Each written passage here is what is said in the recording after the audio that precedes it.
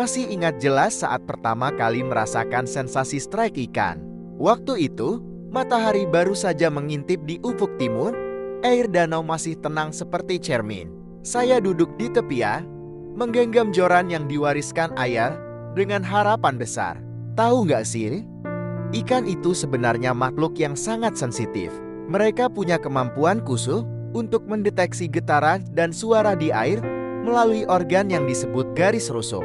Bayangkan seperti telinga dalam air yang bisa menangkap gerakan sekecil apapun. Makanya, kita sering diingatkan untuk tidak berisik saat memancing. Waktu itu, setelah hampir 2 jam menunggu, tiba-tiba ujung joran melengkung drastis, detak jantung langsung berpacu tidak karuan. Rasanya seperti ribuan kupu-kupu mengepak dalam perut. Tangan gemetar memegang joran, mencoba mengingat semua teknik yang pernah diajarkan. Sensasi itu sulit dijelaskan dengan kata-kata.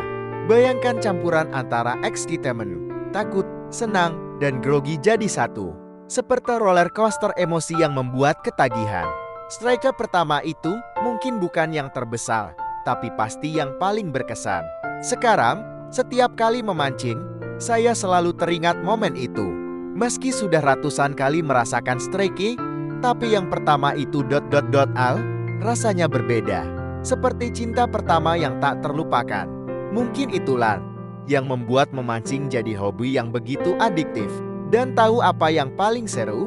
Setiap pemancing pasti punya cerita strike pertamanya sendiri. Cerita yang unik, personal, dan selalu membuat mata berbinar saat menceritakannya. Karena di dunia memancing, bukan cuma soal hasil tangkapan, tapi juga tentang memori dan pengalaman yang tak ternilai. Masih ingat jelas saat pertama kali merasakan sensasi strike ikan. Waktu itu, matahari baru saja mengintip di ufuk timur, air danau masih tenang seperti cermin. Saya duduk di tepian, menggenggam joran yang diwariskan ayah dengan harapan besar. Tahu nggak sih? Ikan itu sebenarnya makhluk yang sangat sensitif. Mereka punya kemampuan khusus untuk mendeteksi getaran dan suara di air melalui organ yang disebut garis rusuk. Bayangkan seperti telinga dalam air yang bisa menangkap gerakan sekecil apapun. Makanya, kita sering diingatkan untuk tidak berisik saat memancing. Waktu itu, setelah hampir 2 jam menunggu, tiba-tiba ujung joran melengkung drastis, detak jantung langsung berpacu tidak karuan. Rasanya seperti ribuan kupu-kupu mengepak dalam perut. Tangan gemetar memegang joran, mencoba mengingat semua teknik yang pernah diajarkan. Sensasi itu sulit dijelaskan dengan kata-kata.